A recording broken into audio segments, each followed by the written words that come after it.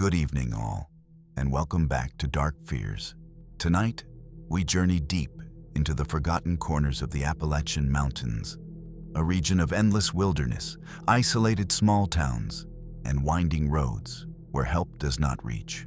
Hidden within these mountains are 7 of the most disturbing and terrifying true horror stories ever recorded. Encounters that unfolded far from civilization, where survival depended on instinct alone. If you are new here, make sure to subscribe to Dark Fears for daily horror content that will keep you up at night. Hit that notification bell so you never miss when the darkness calls. Now, let us step into the shadows of the Appalachian Mountains, where civilization ends and terror begins. This happened in October of 2018, when I was 32 years old.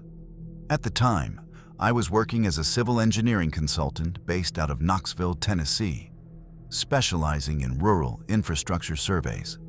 My job often took me into remote areas to assess old access roads, drainage routes, and land conditions for county records. I had grown up hiking in the Smoky foothills and spent most weekends outdoors, so being alone in the mountains never felt unusual to me. That week, I had taken 2 days off to scout a stretch of lesser-used terrain near the Appalachian backcountry, an area I had reviewed only on outdated county maps. I carried standard gear, GPS, paper maps, extra batteries, a first aid kit, and enough food for a day hike. I had no history of panic in remote environments, and nothing about that morning suggested it would be any different from dozens of trips I had taken before. The plan was simple and, in my mind, routine. I intended to hike roughly 6 miles along an old service trail, mark a few coordinates where erosion had altered runoff patterns, and return to my vehicle before sunset. The entire trip was scheduled to take no more than 5 hours. Weather reports showed clear skies, mild temperatures, and no chance of rain. I parked my truck at a gravel pull-off just after sunrise, confident enough that I left a detailed note on my dashboard listing my route and expected return time. Cell service was weak but present in short intervals, and my GPS had worked reliably in similar conditions before. I expected a quiet day. No surprises, no detours, no complications. The trailhead itself looked neglected but passable, marked by a faded wooden post and a barely visible path disappearing into the trees. I remember thinking that the place felt empty in a peaceful way, like a forgotten road that still remembered how to be used. As I moved deeper into the forest, the environment began to feel heavier in a way I couldn't immediately explain. The Appalachian woods there reminded me of an old cathedral I once surveyed in rural Virginia. Tall, narrow, and silent, with everything feeling older than it appeared. The trees grew close together, their trunks straight and dark, blocking out most of the sky. Even with daylight overhead, the forest floor stayed dim and cool. There were no birds calling, no insects buzzing, nothing moving except the occasional leaf falling from above. The air felt still, almost trapped, as if the forest didn't circulate sound the way normal places do. I remember slowing my pace without realizing it, not out of fear, but out of a quiet sense of being watched. It wasn't threatening. It was patient. The kind of atmosphere that makes you aware of every step you take, every breath you draw, like the land itself is paying attention. For the first hour, everything progressed exactly as expected. The trail, though narrow, remained visible enough to follow. My GPS tracked accurately, and the paper map matched the terrain markers I passed. A shallow creek crossing, a line of exposed rock, and a slight incline leading into denser woods.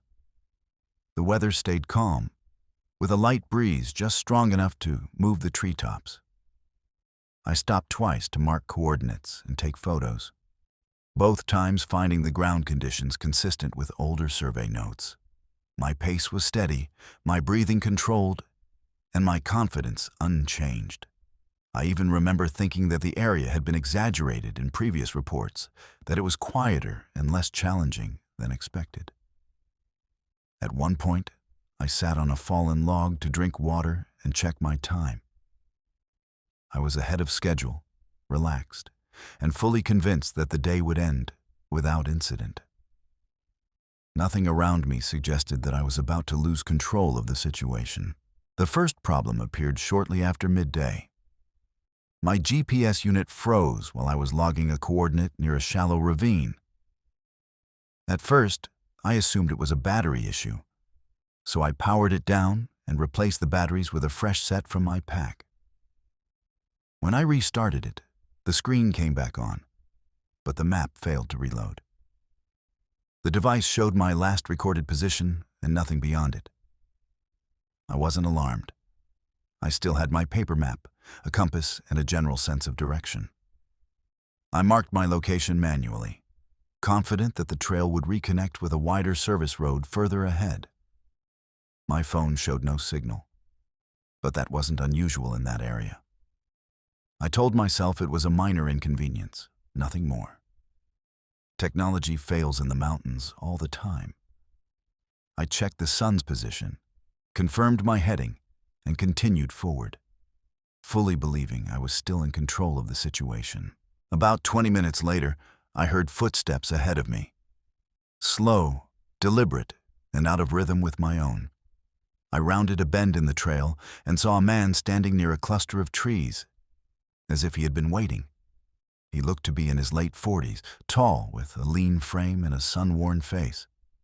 His beard was untrimmed but not wild, and his clothes were clean, though clearly old and heavily used. He smiled when he saw me and stepped aside to let me pass, greeting me in a calm, friendly voice. He spoke with a thick local accent and asked if I was surveying land for the county. That detail caught my attention. I hadn't mentioned my work to anyone. He pointed down the trail and casually referenced landmarks I recognized from my map, speaking as if he knew the area intimately. Something about his timing felt off, but his manner was polite and unhurried. Image prompt 6. Ultra-realistic 16:9 cinematic shot of a solitary middle-aged man. The man continued speaking in a way that felt practiced, but not rushed. He mentioned a collapsed footbridge a mile back, a seasonal stream that dried up by late fall, and a rusted boundary marker nailed into a sycamore tree farther ahead. Each detail matched what I remembered from older survey notes I had reviewed before the trip. To be sure, I pulled out my paper map and pointed to a bend in the trail. He nodded immediately and described the terrain beyond it with accuracy that was difficult to fake. The slope, the rock shelf, even a fallen oak that partially blocked the path. I checked my compass and confirmed the direction he indicated. Everything aligned. That confirmation lowered my guard more than I realized. People who don't belong in an area usually avoid specifics, but he seemed grounded in the landscape. When he spoke, it was with the casual confidence of someone who had spent years walking those woods. Against my better judgment, I began to see him as a resource rather than a risk. He told me that the main service road I was looking for had partially washed out the previous spring, and that continuing forward would force a long detour. Instead, he suggested a narrower side path that cut downhill and reconnected with a maintained gravel road within 40 minutes. As he spoke, he gestured naturally, as if the route were familiar enough to visualize without effort. I hesitated. The side path wasn't marked on my map, and my instincts told me to stay on known routes. Still, his explanation made sense, and the landmarks he described checked out with what I could see around us. I weighed the options quietly, aware that backtracking would cost time and daylight. After a moment, I agreed to follow his suggestion, telling myself it was a practical decision, not a reckless one. He smiled briefly, turned without another word, and stepped off the main trail. I followed a few paces behind, ignoring the subtle tightening in my chest that warned me I had just given up control. The side path narrowed almost immediately, shrinking from a walkable trail into something that felt more like a suggestion than a route. Low branches scraped against my sleeves, and the ground sloped unevenly, forcing me to watch my footing. I expected to see signs of use, boot prints, cut brush, anything. But the forest floor was undisturbed. After 10 minutes, I realized we hadn't passed any of the landmarks he mentioned. No rock shelf, no fallen oak. Just trees, dense and repeating, closing in from every direction. I asked him how far we had left to go. He answered without looking back, saying we were almost there. His tone casual and unconcerned. The forest grew quieter the farther we went. Even the sound of our footsteps seemed muffled, absorbed by the earth. I tried to get my bearings, but the canopy blocked the sun completely. For the first time that day, I felt the distance from the main trail. Not in miles, but in certainty. I stopped and pulled out my map again, turning it so he could see it. I pointed to where I believed we were and asked him to confirm. He glanced at it briefly, then waved it away with a small shake of his head. He said maps didn't mean much out there and that the land shifted more than people realized. That was the moment I understood how dependent I had become. My GPS was useless. My phone had no signal. The trail behind us had already blended back into the forest. When I turned in a slow circle, I couldn't identify a single clear direction. He finally stopped walking and faced me. His expression hadn't changed, but something about his posture had. He stood too comfortably for someone supposedly helping. He told me to keep moving and said we didn't have time to second guess. As I followed him again, my confidence drained away, replaced by the realization that I no longer knew where I was or how to leave. This happened in November of 2016, when I was 29 years old. At the time, I worked as a regional insurance field adjuster based out of Asheville, North Carolina. My job required me to travel alone into rural areas to document property conditions after storms, fires, or long-term neglect. I had been doing the work for nearly 6 years and was familiar with back roads, isolated homes, and people who preferred not to see outsiders. That week, I was assigned to inspect a vacant property deep in an Appalachian hollow that had been flagged for structural risk.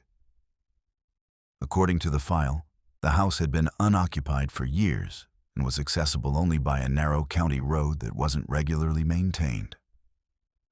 I had handled similar cases many times before. I carried a camera kit, paper forms, backup batteries, and printed directions. Nothing about the assignment stood out as unusual. It was supposed to be a straightforward inspection.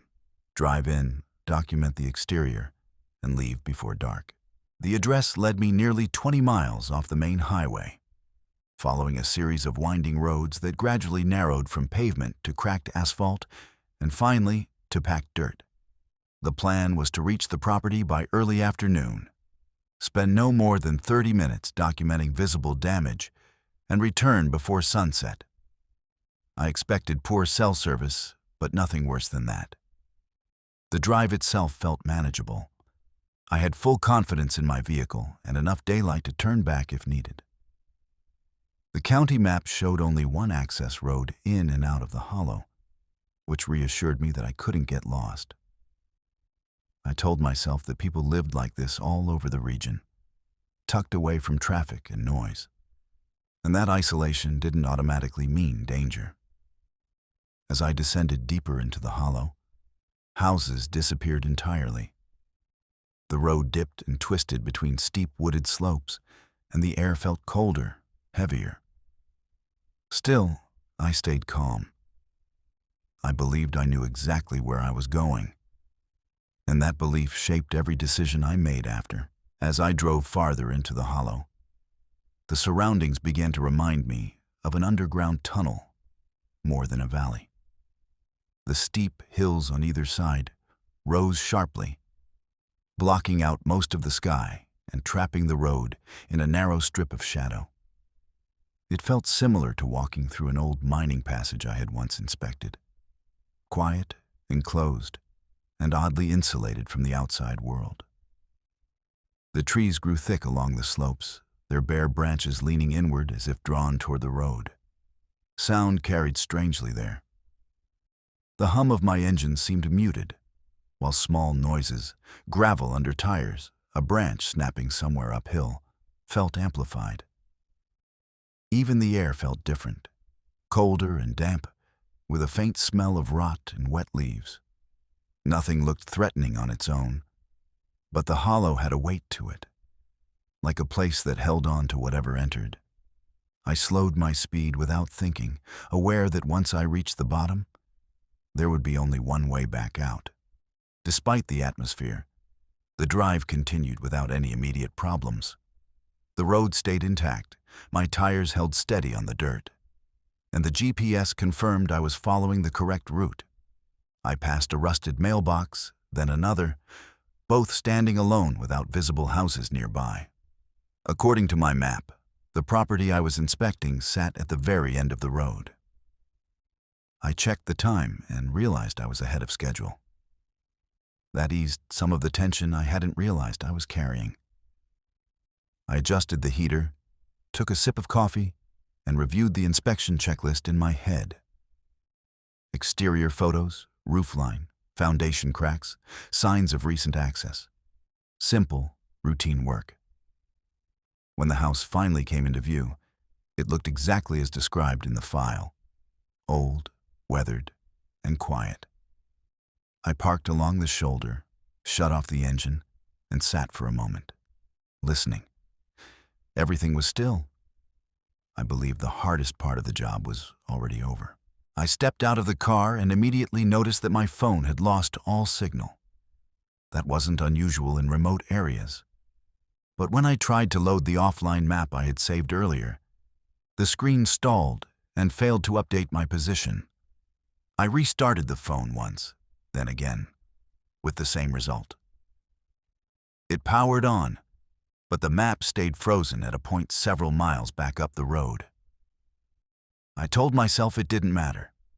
I wasn't planning to stay long, and the road behind me was the only way out. I took my camera from the trunk and walked toward the house, noting the uneven ground and soft mud near the foundation. Still, the lack of connectivity made me more aware of how quiet the hollow was.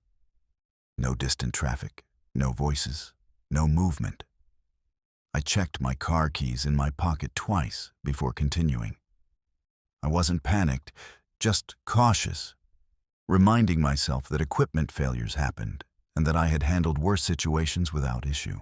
I was circling the back corner of the house, photographing a section of rotting siding, when I heard someone clear their throat behind me. The sound was close, too close for someone I hadn't seen approach. I turned and saw a man standing near the edge of the trees, about 30 feet away. He looked to be in his early 50s, heavy-set with graying hair pulled back under a worn cap. His jacket was clean but faded, and his boots were caked with dried mud. He smiled and lifted a hand in a slow, casual wave, asking if I was the insurance girl, even though my file listed a gender-neutral name. His voice was friendly, almost conversational, but his eyes didn't match his expression. He told me he lived farther up the hollow, and that people didn't usually come down there unless something was wrong. He glanced toward my car as he spoke, then back at me, like he was taking inventory of the situation. The man stayed where he was, never stepping closer, which made his presence feel less confrontational. He explained that the house had belonged to a distant cousin who passed away years earlier, and that county inspectors had come through once before, documenting similar issues. He described roof damage on the western side and a cracked foundation slab near the back corner, both things I had already noticed while walking the property. To verify what he was saying, I casually mentioned a storm listed in the file from 3 years prior. Without hesitation, he referenced the same storm, including how it had washed out part of the road and cut power to the hollow for nearly a week. His details were accurate and specific. That consistency eased some of my concern. People fabricating stories usually trip over timelines, but he didn't. I nodded along, responding politely, keeping my tone professional. At that point, I categorized him as a local nuisance rather than a threat. Someone curious about why an outsider was on familiar ground. He told me there was another structure behind the house, an old shed that didn't show up on official records but had been used for storage. He said inspectors often missed it because the path leading to it had nearly grown over. According to him, documenting that shed would save me a second trip, since the insurance company usually flagged undocumented outbuildings later. I hesitated. The file hadn't mentioned any additional structures, and company policy didn't require me to search beyond visible property boundaries. Still, his suggestion made practical sense, and I didn't want the report returned for missing information. I asked how far it was. He said less than a minute's walk. Against my instincts, I agreed. I told myself I would take a quick photo and leave. He gestured toward a narrow path cutting behind the house, partially hidden by brush, and stepped aside to let me pass. As I followed him, the house disappeared from view faster than I expected, and the hollow felt suddenly deeper, quieter, and farther from the road. The path behind the house narrowed quickly, reducing to a strip of flattened leaves pressed into the mud. The trees closed in on both sides, their trunks blocking any view back toward the road. I kept expecting to see the shed, he mentioned, or at least some sign that the path was used regularly. But there was nothing. No footprints, no broken branches, no cleared space ahead. After a short distance, I slowed and looked around, realizing that the house was no longer visible. Even the sound of the road seemed gone, replaced by a thick, muffled quiet. I asked him how much farther it was. He answered without turning around, saying it was just past the bend. We passed one bend, then another. Each looked the same as the last. The hollow felt deeper than it had moments earlier, like the land itself had folded inward. I checked my watch and realized only minutes had passed, but the sense of separation from my car felt much greater. I stopped and told him I needed to head back to my car. He paused, then slowly turned to face me. His expression was calm, but the friendliness was gone. He said the shed was closer than the road, and that turning around now would waste time. When I tried to step past him, he shifted slightly, blocking the narrow path without touching me. I reached for my phone again, more out of instinct than hope. The screen lit up, still frozen, still useless. I glanced back the way we'd come. But the path behind us looked different. Less defined, already blending into the surrounding brush. He told me the hollow confused people who weren't used to it, and that following him was the easiest way out. That was when I understood I had lost control of the situation. I didn't know where I was anymore, and every option I had depended on the man standing in front of me deciding to let me go. This happened in September of 2017, when I was 27 years old. I worked as a freelance wildlife photographer based in Johnson City, Tennessee, often traveling alone into remote sections of the Appalachian Mountains to capture images of rare birds and mammals. Years of hiking and camping in rugged terrain had taught me how to read trails, spot danger, and trust my instincts. I had never felt unsafe, even in areas without cell phone service or maintained roads. That week, I had planned a 2-day solo excursion to photograph a particularly elusive species near Pine Creek Hollow. The route led to a small cabin noted in an old guidebook as abandoned, but sometimes used by local hunters. I packed a light overnight bag, my camera equipment, GPS, paper maps, extra batteries, and a small first aid kit. I expected a quiet, uneventful stay. The cabin's remote location seemed perfect for photography, and I assumed the day would pass just as any other solo hike. Peaceful, uneventful, and within my control. The plan was to hike roughly 8 miles along the Pine Creek Trail, reach the cabin by late afternoon, spend the night, and return the next morning. I knew the trail from maps and GPS coordinates, and based on previous hikes, I expected it to be straightforward, with only minor obstacles like fallen branches or muddy patches. My confidence was high. I had done longer solo trips without incident. I left my truck at the trailhead just after sunrise, double-checked my gear, and noted the expected return time in my journal. The early morning air was crisp, and a light fog clung to the forest floor, adding a quiet, dreamlike quality to the path. As I moved along, the trail initially followed a gentle creek, familiar from previous hikes. The forest around me was dense but predictable, like an old friend's living room, the kind of place where I could move quickly, photograph freely, and still feel entirely safe in my solitude. As I hiked deeper into Pine Creek Hollow, the forest began to feel heavier, almost like an abandoned cathedral I had once visited for a photography project.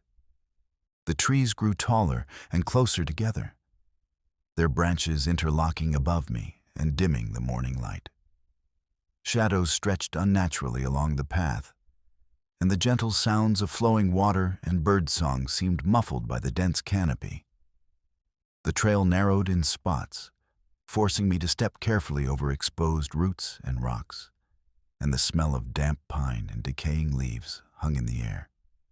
It was the kind of place that made you aware of every footstep, every snap of a twig under your boot. Even without anyone around, the woods felt observant, like they were holding their breath along with me. Despite the beauty, an unease settled into my chest. I wasn't in danger yet, but the forest's quiet intensity suggested that things here could change without warning.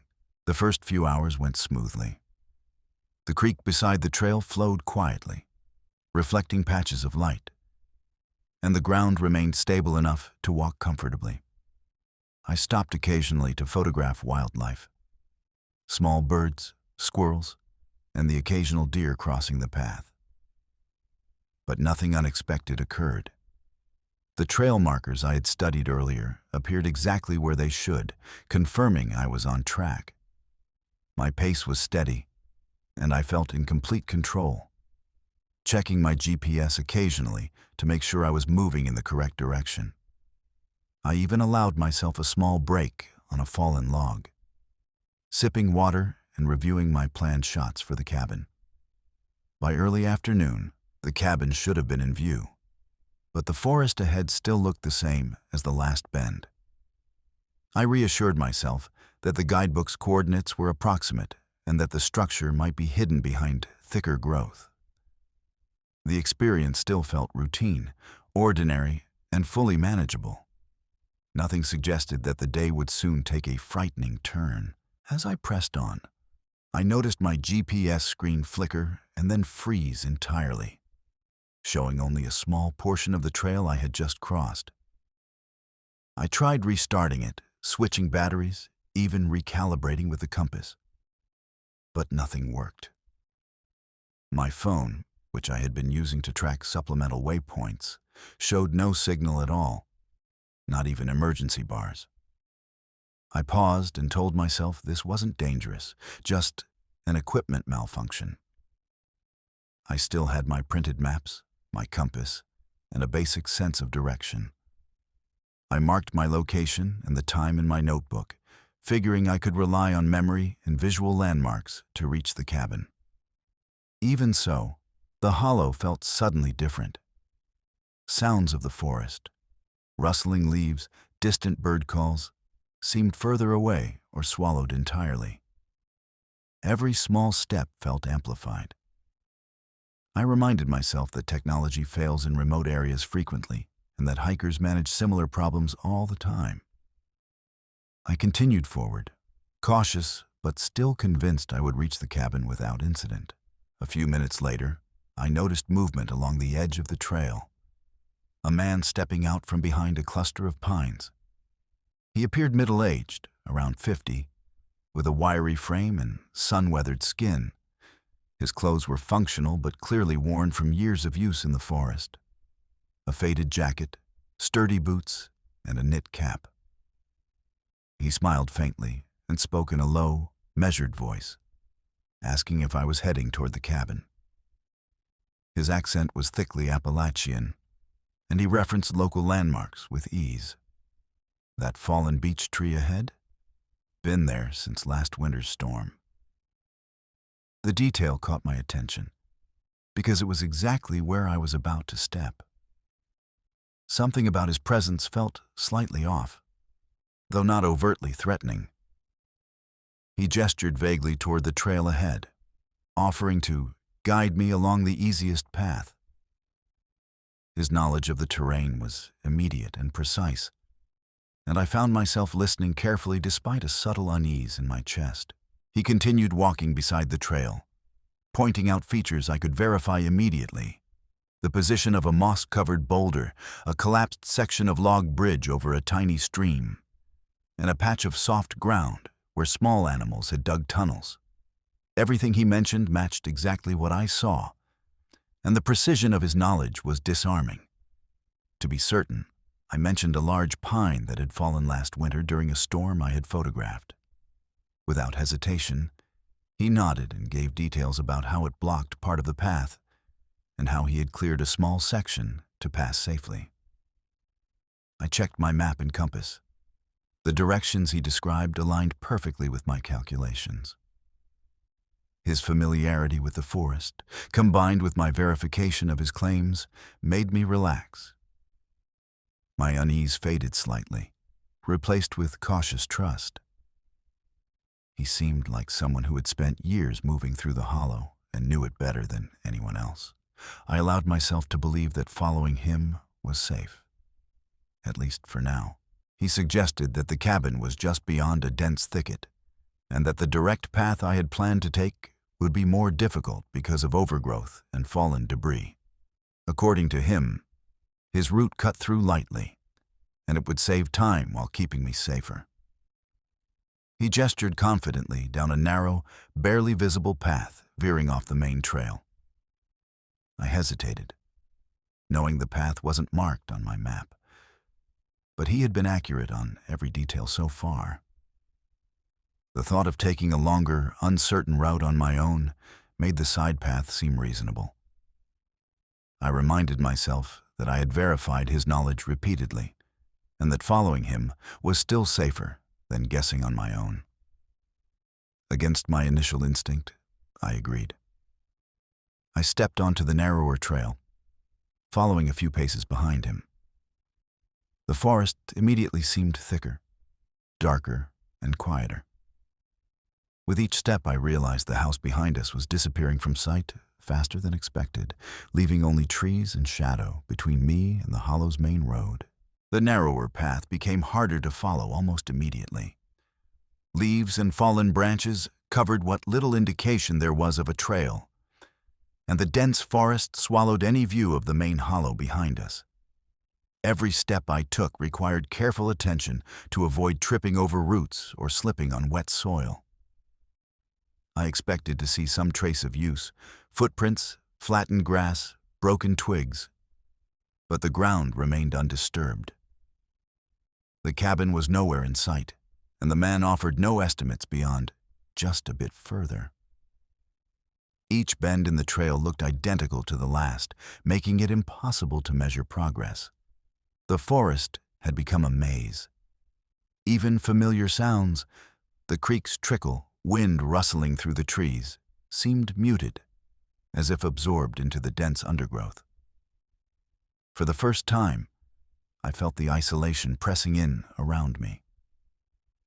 The path behind me had vanished into shadow, leaving only the faint outline of the man ahead. It was clear that I was now entirely dependent on him to reach any landmark. I stopped and attempted to reorient myself, pointing to the coordinates on my paper map. He glanced at it briefly, then shook his head, dismissing the markings with a casual wave. He said the forest changed more than maps could show, and that GPS technology often misled hikers in this hollow. That moment hit me with full force. I was completely reliant on him. My phone had no signal, my GPS was frozen, and the path we had taken already blended back into the brush. Looking around, there was no visual reference I could trust. I felt a tight knot form in my chest as the realization sank in. I had lost control. He turned to me with the same calm expression he had maintained all along, gesturing for me to continue. I followed, knowing that every step I took was under his guidance, and that I no longer had the option of returning the way I had come without his cooperation. This happened in October of 2018, when I was 30 years old. I worked as a wildlife biologist based in Boone, North Carolina, often traveling alone into remote sections of the Appalachian Mountains to study nocturnal species. My work required early mornings, late nights, and extensive hiking across rugged terrain. Over the years, I had grown accustomed to solitude and the quiet, sometimes eerie rhythms of the forest. That week, I was documenting nocturnal mammal activity along Red Pine Ridge, using trail cameras and motion sensors. The ridge was well known among locals for its dense pine stands, steep inclines, and secluded hollows.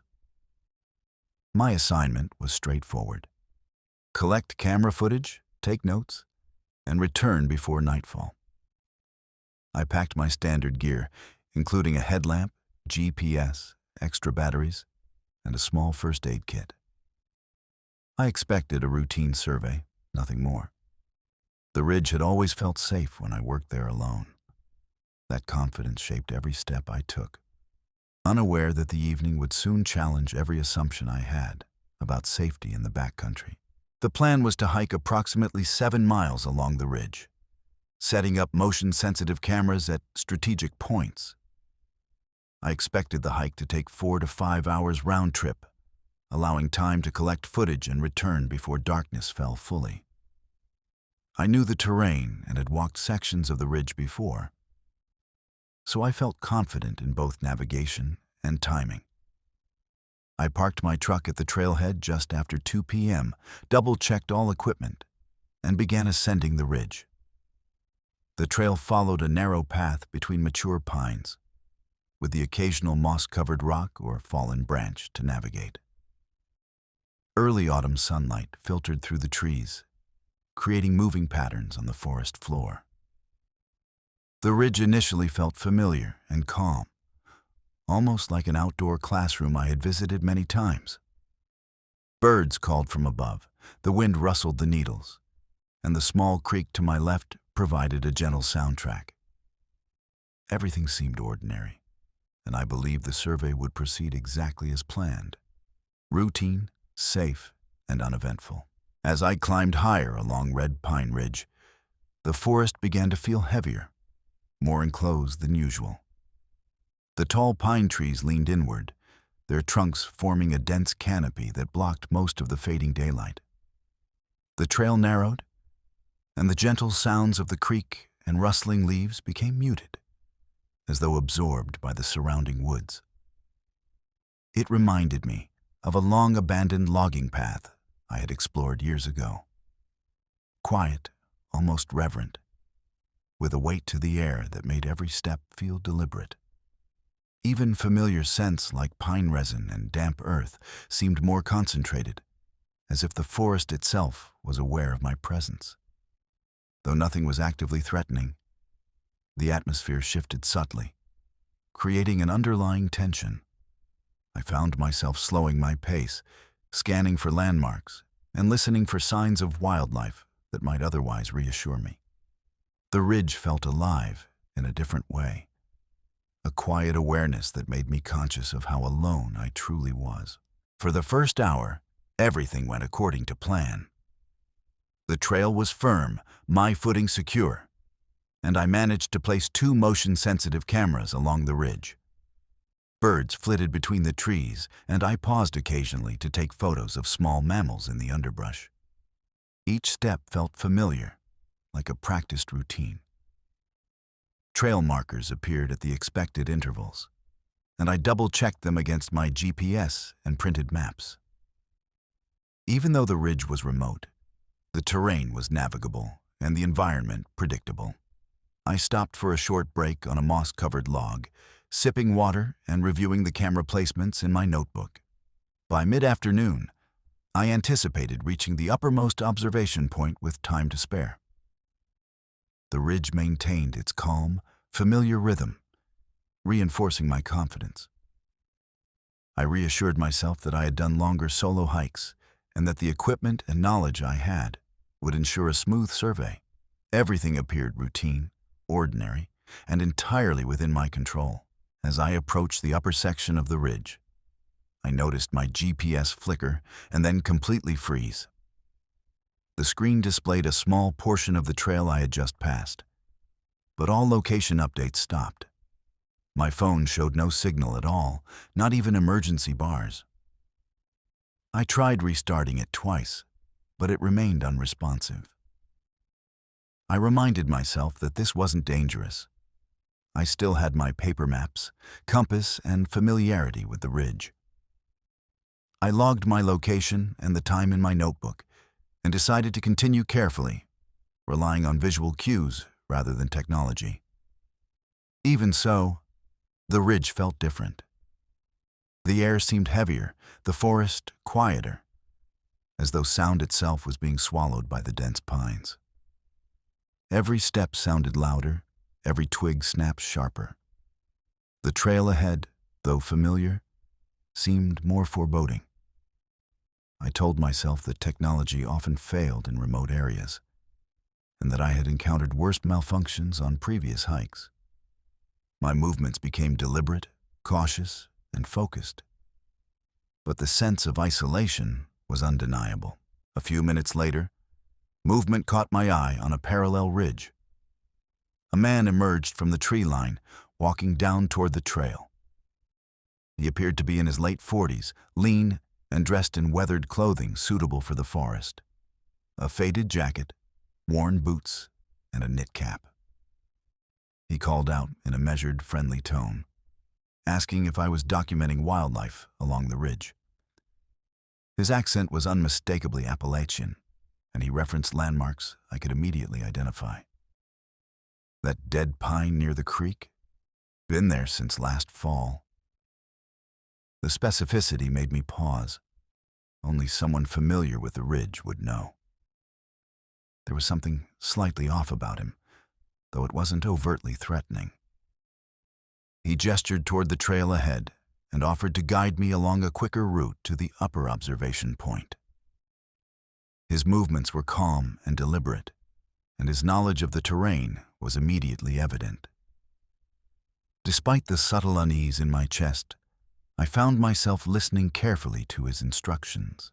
He began walking beside me, pointing out features along the trail that I could confirm immediately.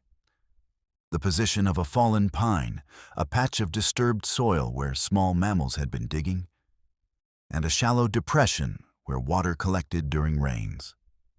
Each detail matched exactly what I observed, and his knowledge of the ridge was precise and consistent.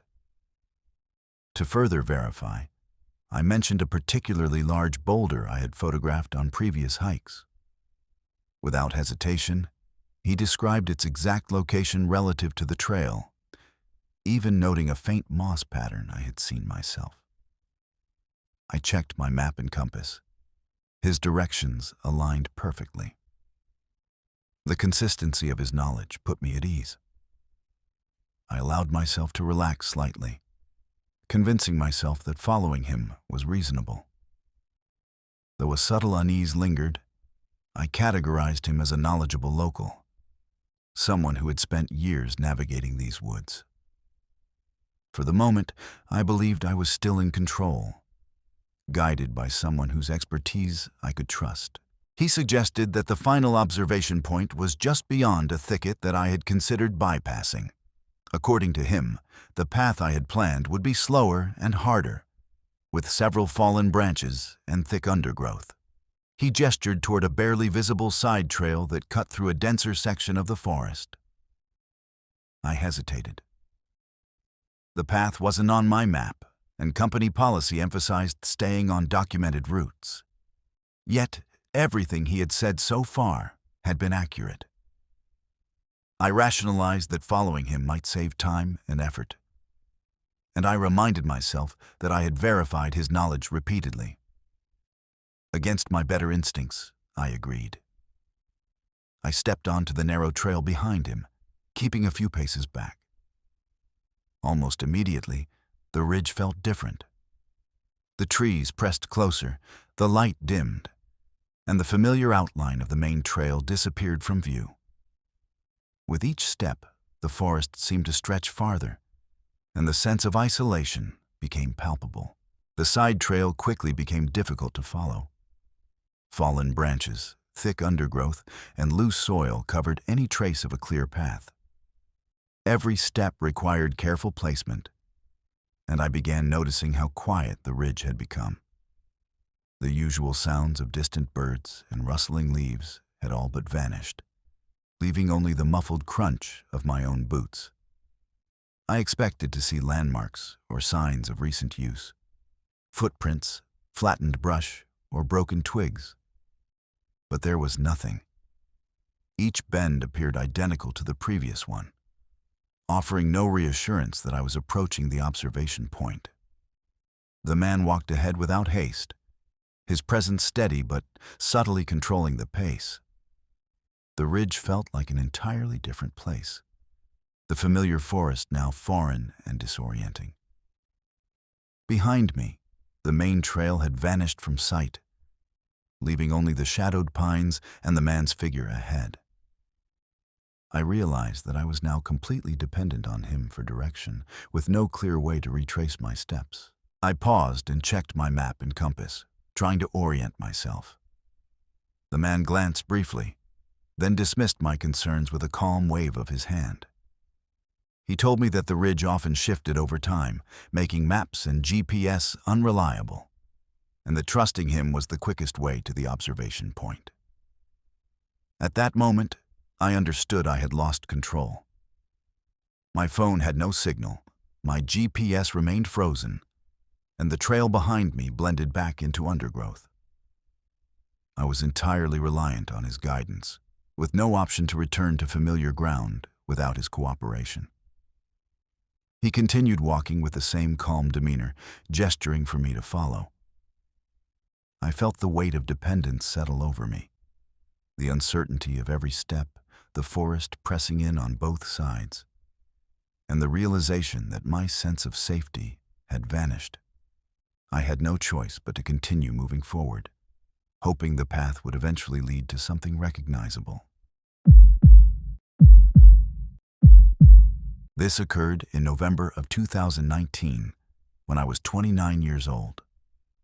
I worked as a park ranger in the Cherokee National Forest, based near Murphy, North Carolina, responsible for monitoring wildlife, maintaining trails, and conducting safety inspections in remote sections of the Appalachian Mountains.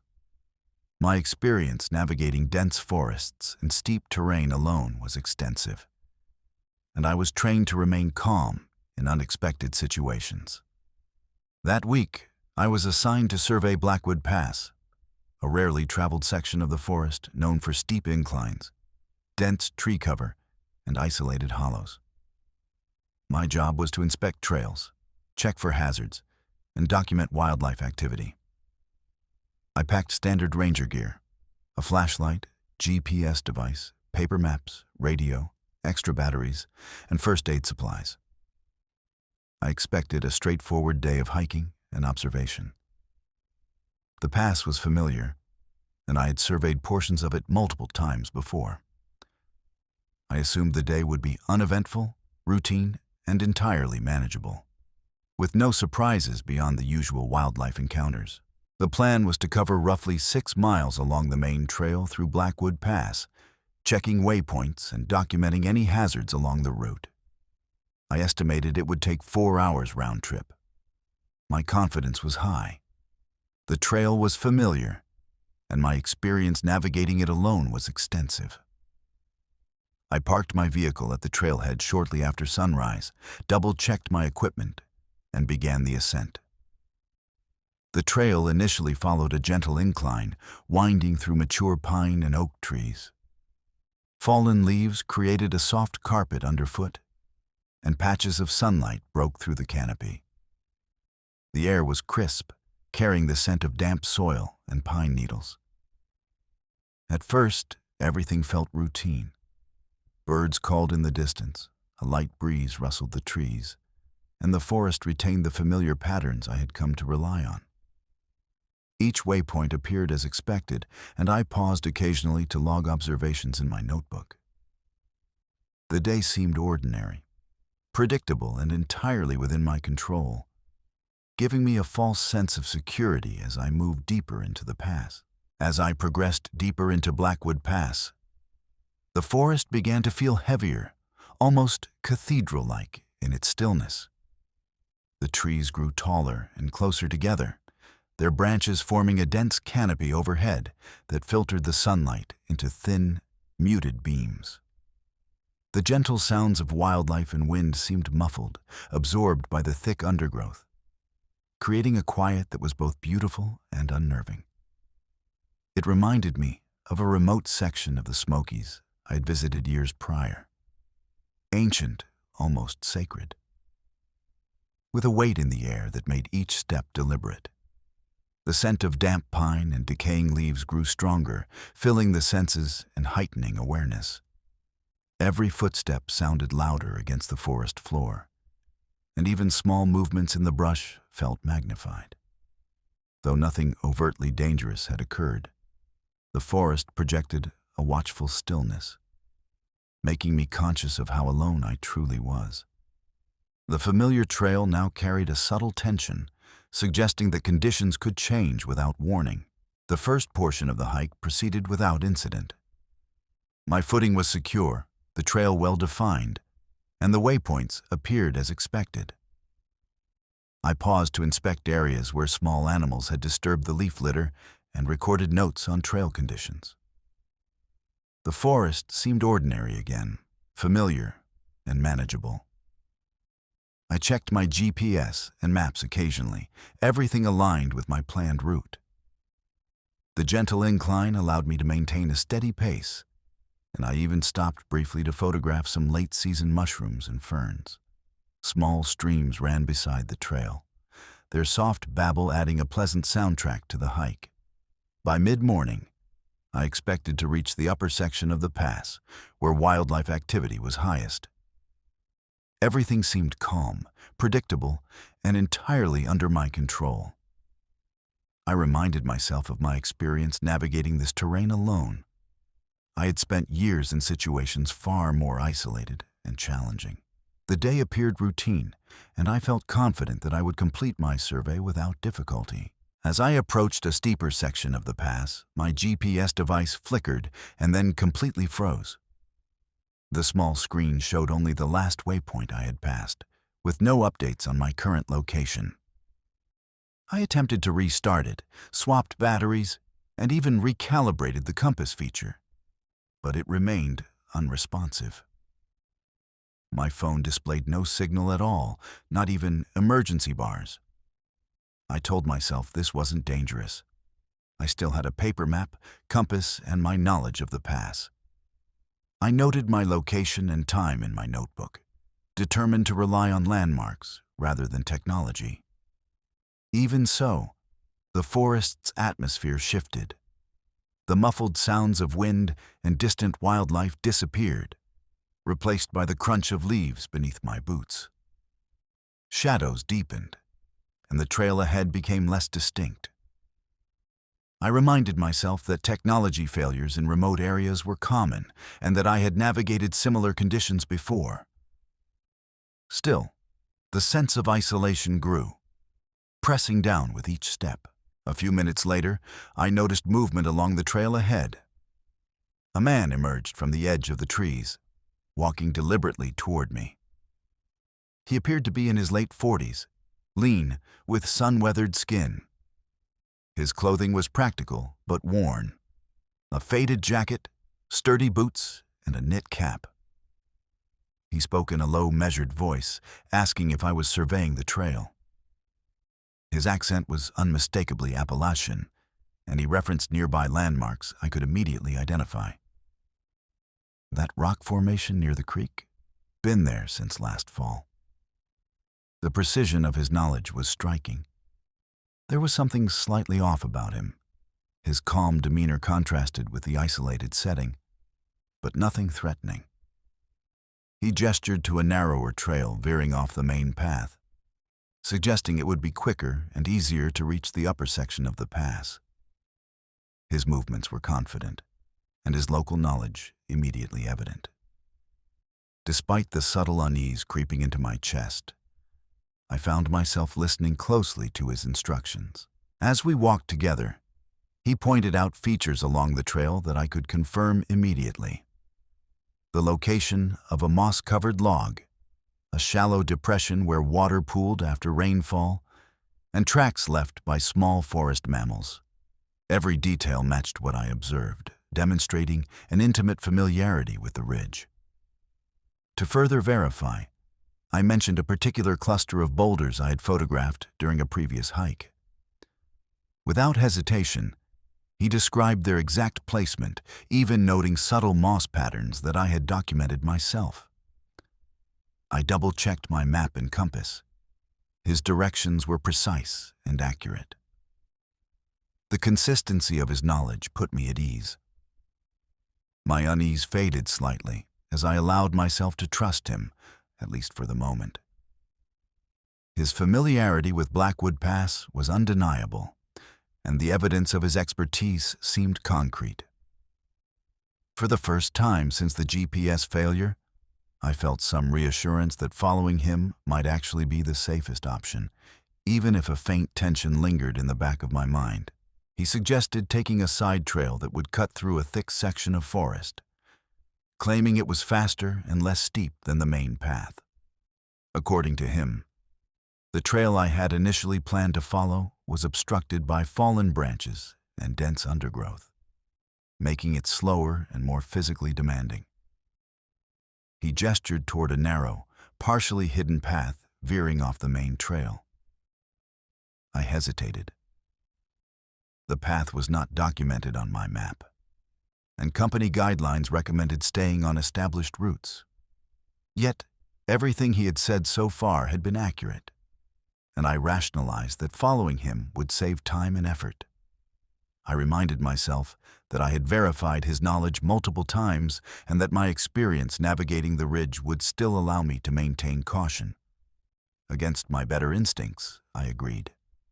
I stepped onto the narrower trail, keeping a few paces behind him. Almost immediately, the forest seemed denser, the light dimmer, and the familiar landmarks of the main trail vanished from view, leaving only the man ahead and the shadowed trees closing in. The side trail became increasingly difficult to navigate. Fallen branches, thick undergrowth, and patches of loose soil obscured any clear path. Every step required deliberate attention, and the quiet of the forest pressed in on me, amplifying the sound of my own boots against the leaf-littered ground. I expected to see familiar landmarks or signs of human passage, but there were none. The trail seemed to vanish at each bend, replaced by a uniform wall of trees and shadows. The man continued ahead calmly, but I realized that I had no reference points to gauge distance or direction. The forest felt foreign and unyielding, even though I had hiked similar terrain before. The main trail I had planned to follow was completely obscured behind me. leaving only the dense Appalachian woods and the man guiding the way.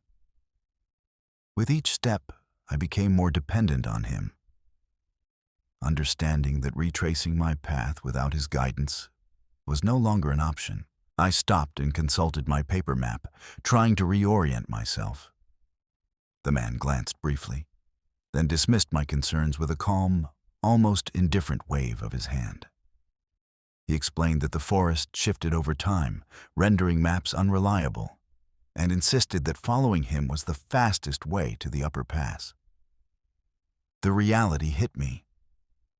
I was completely reliant on him. My GPS remained frozen, my phone had no signal, and the familiar main trail had disappeared into the shadows behind me. I was entirely dependent on his guidance, with no practical way to return to safety without his cooperation. He continued walking with the same steady calm, gesturing for me to follow. I felt the weight of complete dependence and the isolation of the forest closing in. Every step became deliberate, measured, and tense. I had lost all sense of control, aware that the environment could quickly turn against me without warning. This occurred in September of 2020, when I was 31 years old. I worked as an environmental researcher based in Asheville, North Carolina, frequently hiking alone in the Appalachian backcountry to collect water samples and document wildlife behavior. My experience in remote wooded areas was extensive, and I had grown accustomed to navigating steep trails, dense forests, and unpredictable weather conditions alone. That week, I was assigned to survey Hollow Creek Trail, a secluded stretch of the mountains known for its narrow paths, dense vegetation, and limited visibility in late afternoon light. My job involved collecting water samples from the creek, recording flora and fauna, and noting any trail hazards. I packed my usual gear: headlamp, GPS, printed maps, first aid kit, extra batteries, and a small supply of food and water. I expected a routine survey. Hollow Creek Trail was familiar to me from past hikes, and I anticipated a straightforward journey. I believed the day would be ordinary, manageable, and entirely within my control, with no unusual events to disrupt my workflow. The plan was to hike approximately 5 miles along Hollow Creek Trail, checking water quality at 3 predetermined points and documenting wildlife activity along the way. I expected the hike to take roughly 4 hours, allowing time to complete my research and return before sunset. My confidence was high. The trail was familiar, and I had conducted multiple surveys in the area before. I parked my vehicle at the trailhead shortly after 9 a.m. and began the ascent. The trail initially followed a gentle incline alongside the creek, winding through dense pine and oak stands. Fallen leaves created a soft carpet underfoot, and sunlight broke through the canopy in scattered beams. The forest smelled of damp earth and pine needles, carrying a sense of freshness typical for early autumn mornings. The initial portion of the trail felt routine and predictable. Birds called in the distance, and occasional squirrel movement reminded me of the forest's quiet rhythm. I paused occasionally to make notes and collect samples, confident that the day would proceed without incident. As I progressed deeper along Hollow Creek Trail, the forest felt heavier, almost reverent.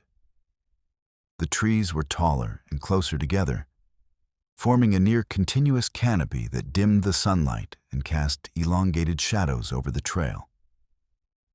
The gentle sounds of flowing water and rustling leaves seemed muted, absorbed by the dense undergrowth, creating an almost unnatural stillness. It reminded me of a section of the Great Smoky Mountains I had traversed years earlier, where the forest carried a similar weight, as if every step was being observed. The scent of damp soil and pine resin became more pronounced, and the soft murmur of the creek seemed swallowed by the surrounding woods. Every footfall sounded amplified, and even the smallest branch snap made me pause. Though nothing actively threatening occurred, the forest exuded a watchful presence. The trail, familiar only moments ago, now seemed alien and unyielding, subtly reminding me that isolation in the mountains always carried a quiet, persistent tension. The first hour of the survey went smoothly. The trail remained well-defined, my footing was secure, and the creek flowed predictably beside the path. I paused at the first water sampling point, took measurements, and noted wildlife activity. A pair of red squirrels darting through the undergrowth and a flock of chickadees calling overhead. The forest, while heavy and quiet, maintained a rhythm that I recognized. Fallen logs and rocks provided reference points, and the trail markers appeared at regular intervals, confirming my route. I checked my GPS intermittently. It functioned fine at first, and cross-referenced with my paper map, everything aligning perfectly. By mid-morning, I had reached the second sampling point without incident. The hike felt routine, predictable, and manageable. My confidence remained high, supported by prior experience navigating similar terrain alone. The forest seemed calm, almost welcoming, and the day appeared ordinary. I reminded myself that I had successfully traversed more isolated areas, reinforcing the false sense of control that comes with familiarity. As I approached a steeper, more densely wooded section of Hollow Creek Trail, my GPS began to flicker intermittently before freezing entirely. The screen displayed only my last recorded location, giving no updates on my current position. My phone also lost all signal, with no emergency bars visible. I attempted to restart both devices, swapped batteries, and even recalibrated the compass feature, but nothing restored functionality.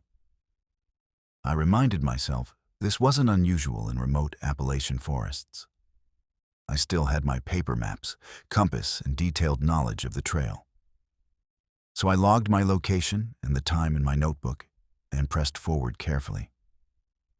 Even so, the forest's atmosphere shifted noticeably. Sounds of flowing water, birds, and rustling leaves seemed muffled or gone entirely.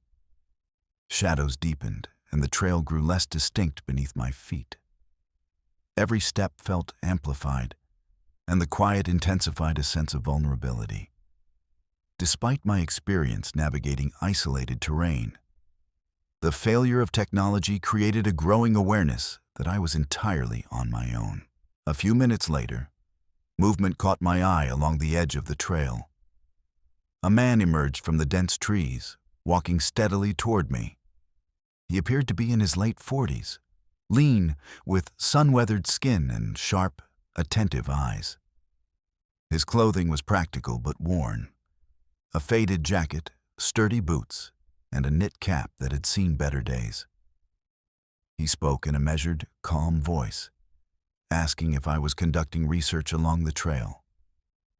His Appalachian accent was unmistakable, and he referenced landmarks I could immediately identify. That bend by the fallen pine? Been that way since spring. The precision of his knowledge was remarkable. There was something slightly unsettling in his calm demeanor, though he showed no overt threat. He gestured toward a narrow side trail, suggesting it would be a quicker route to the Upper Creek area. Despite a subtle unease settling in my chest, I found myself listening carefully, impressed by his intimate understanding of the trail.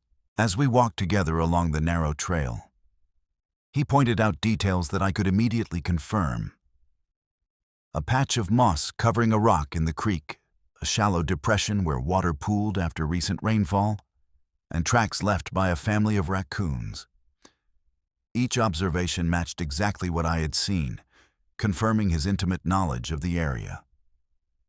I mentioned a small cluster of boulders I had photographed during a previous survey. Without hesitation, he described their exact placement and even noted subtle moss and lichen patterns that I had documented myself. I cross-referenced his directions with my map and compass. Everything aligned perfectly. The consistency of his knowledge reassured me.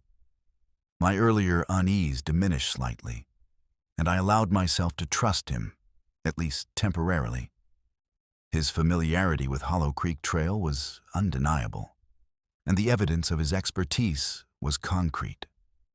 For the first time since the GPS failure, I felt some sense of control, convinced that following him might indeed be the safest option. Though the faint tension in my chest persisted, he suggested taking a narrow side trail that cut through denser forest, claiming it would be quicker and less steep than the main path. According to him, the main trail was obstructed by fallen branches and dense undergrowth, which would slow my progress. He gestured toward a barely visible path veering off into shadowed trees. I hesitated. The trail was not marked on my map, and company guidelines recommended staying on established routes. Yet, everything he had said so far had been accurate. I rationalized that following him would save time and energy, reminding myself that I had verified his knowledge multiple times already. Against my better judgment, I stepped onto the narrow side trail, keeping a few paces behind him. Immediately, the forest felt thicker and darker. The familiar landmarks of the main trail vanished from view, and the shadows deepened. I realized that the path ahead would no longer offer the reassurance of familiarity, leaving me dependent on him for guidance. The narrow side trail quickly became increasingly difficult to follow. Fallen branches, thick undergrowth, and patches of loose soil obscured any clear path. Each step required careful placement, and the quiet of the forest seemed to amplify every sound I made. The crunch of leaves, the snap of a twig, even my own breath. I had expected to see landmarks or evidence of recent human passage, but there was nothing.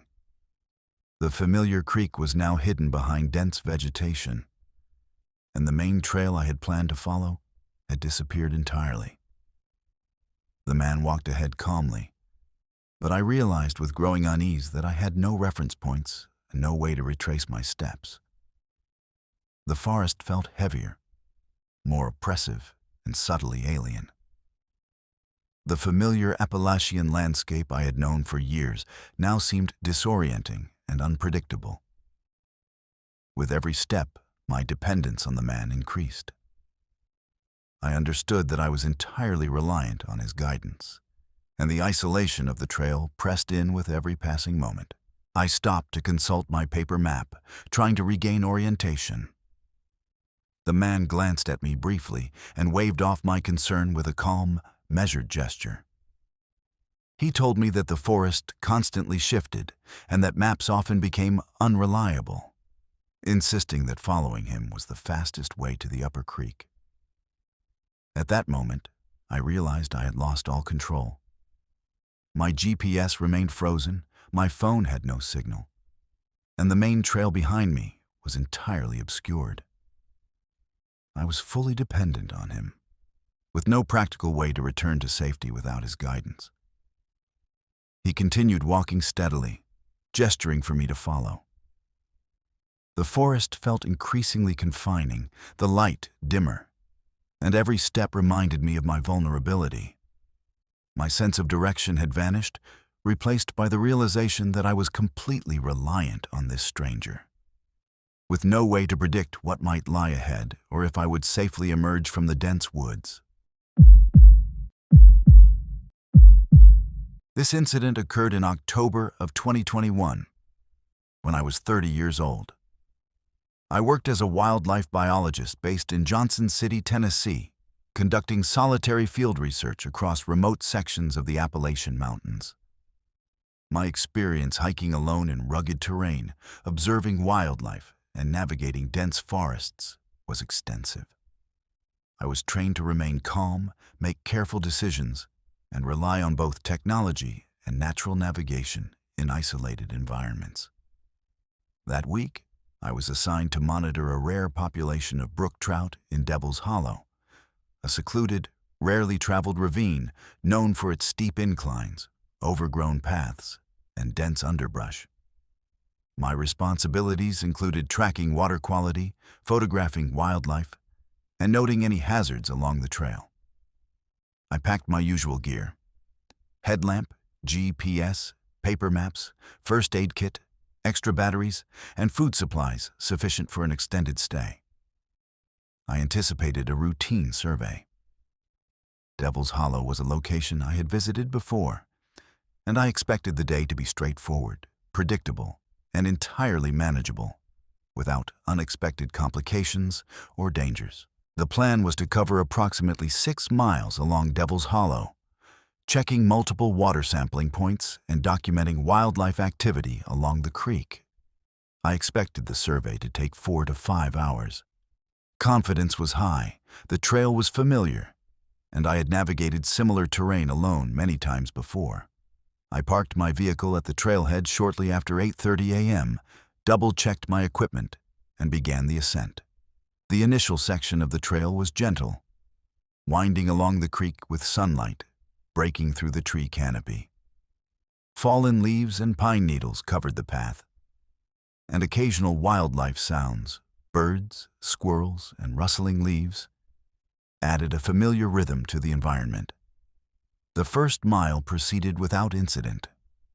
Waypoints were easy to identify, water sampling was straightforward, and the trail conditions matched my expectations.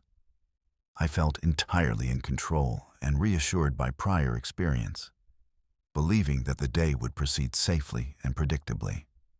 The forest appeared ordinary and manageable, with no indication of the unusual events that were about to unfold. As I moved deeper into Devil's Hollow, the forest became denser and the air heavier. The tall pine and oak trees closed in, forming a thick canopy that filtered sunlight into narrow, muted beams. The creek beside the trail, which had been a cheerful companion earlier, now whispered faintly through rocks and moss, almost swallowed by the surrounding silence. It reminded me of a remote section of the Cherokee National Forest I had visited years before. Ancient, quiet, and watchful. The scent of damp soil and decaying leaves grew more pronounced, and the familiar rustling of small animals seemed absent, replaced by an oppressive stillness. Each footstep sounded louder against the forest floor, and even minor disturbances, like snapping twigs, echoed unnaturally. Though nothing overtly dangerous had occurred, the trail now carried a sense of isolation I hadn't expected. Devil's Hollow, which had felt ordinary at the trailhead, now seemed to possess a quiet authority, reminding me that the mountains could be unforgiving when one strayed too far from familiar paths. The first portion of the hike continued without incident. The trail remained identifiable, footing was secure, and water sampling proceeded as planned. I paused occasionally to photograph plant life and take notes on wildlife activity, including signs of small mammals and bird calls. The creek ran steadily beside me, and the gentle sound of flowing water offered reassurance. Fallen logs and exposed roots provided familiar reference points, confirming that I was on the correct path. I checked my GPS and paper map at intervals, everything aligning as expected. The weather remained calm, with soft sunlight filtering through the canopy and a cool, steady breeze keeping the forest comfortable. By mid-morning, I had reached the second water sampling point. Everything felt routine, predictable, and manageable. My confidence remained high. I had navigated more isolated areas alone before, and the trail appeared to offer no unexpected obstacles. The forest seemed ordinary and welcoming again, allowing me to focus entirely on my research and enjoy the quiet rhythm of Devil's Hollow. As I progressed further into the hollow, my GPS suddenly lost signal and froze. The screen displayed only the last recorded waypoint, leaving me with no updates on my current location. Simultaneously, my phone showed no bars or service. I attempted to reboot both devices and swapped batteries, but the electronics remained unresponsive. I reminded myself this was a remote area. Technology often failed here. I relied on my paper map, compass, and prior knowledge of the trail, logging my location and the time in my notebook. Still, the forest atmosphere shifted subtly. The distant calls of birds and the flowing creek seemed muted, replaced by a near silence that made each crunch of leaves beneath my boots feel unnaturally loud. Even with experience in isolated terrain, the failure of technology instilled unease. Every shadow and rustle drew my attention, and I felt the forest closing in around me. My sense of routine and control began to fade, replaced by heightened awareness of the vulnerability inherent in solitary hikes through remote wilderness. Moments later, movement at the edge of the trail drew my attention. A man emerged from the dense undergrowth, walking steadily toward me. He appeared to be in his late 40s, lean, with weathered skin and careful, observant eyes. His clothing was functional but worn. A faded jacket, sturdy boots, and a knit cap. He greeted me with a calm, measured tone, asking if I was surveying the creek. His Appalachian accent was unmistakable, and he referenced landmarks I immediately recognized. That fallen oak near the bend? Been that way since summer. The accuracy of his knowledge was striking. There was something subtly unsettling about his composure, though he showed no direct threat. He pointed toward a narrow side trail veering off the main path, suggesting it would save time and effort in reaching the next creek sampling point. Despite a slight apprehension in the pit of my stomach, I found myself listening intently, impressed by his detailed familiarity with Devil's Hollow. As we walked together along the narrow trail, he pointed out small details that immediately confirmed his knowledge.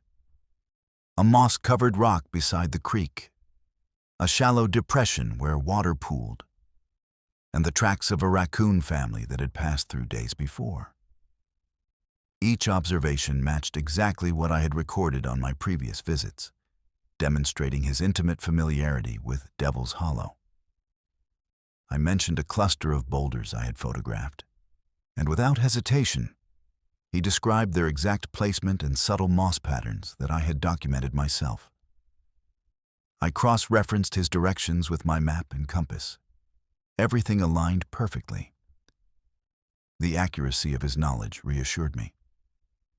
My earlier unease faded slightly, and I allowed myself to trust him for the moment.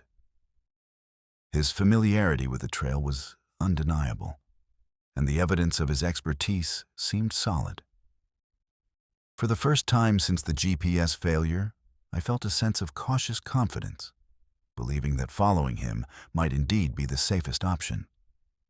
Though a quiet tension remained in the back of my mind, he suggested taking a narrow side trail that cut through a thicker section of forest, claiming it would be quicker and less steep than the main trail. According to him, the main path was blocked by fallen branches and undergrowth, which would slow my progress. He gestured toward a faint path disappearing into shadowed trees. I hesitated. The trail wasn't on my map, and company guidelines recommended remaining on established routes. Yet, everything he had said so far had been accurate. And I rationalized that following him would save time and energy. I reminded myself that I had verified his knowledge multiple times and that my experience navigating the trail still allowed me to maintain some caution. Against my better judgment, I stepped onto the narrow side trail, keeping a few paces behind him. Almost immediately, the forest grew denser, the shadows deepened, and familiar landmarks of the main trail vanished, leaving me dependent on him and the uncertain path ahead. The narrow side trail quickly became difficult to follow. Fallen branches, thick undergrowth, and uneven ground obscured the path entirely. Each step required careful attention, and the quiet of the forest amplified every sound: the crunch of leaves beneath my boots, the snap of twigs, and the faint rush of water from the hidden creek. Landmarks I expected to see, even minor signs of human passage, were completely absent. The creek was hidden behind dense vegetation, and the main trail had vanished from view. The man continued ahead calmly, but I realized that without him, I had no clear way to return. Every step increased my dependence on him. The forest felt oppressive, the trees closing in on all sides. Even though I had traversed similar terrain many times, the environment now seemed alien and unyielding. With each passing minute, I felt more isolated and aware that my safety relied entirely on the stranger guiding me, and that I had little control over the path that lay ahead. I stopped to check my paper map, trying to regain a sense of direction. The man glanced at me briefly and dismissed my concerns with a calm, indifferent wave of his hand. He explained that the forest constantly shifted, and that maps could be unreliable, insisting that following him was the quickest route to the upper creek. It became immediately clear that I had lost all control. My GPS remained frozen, my phone had no signal, and the familiar main trail behind me was now entirely obscured.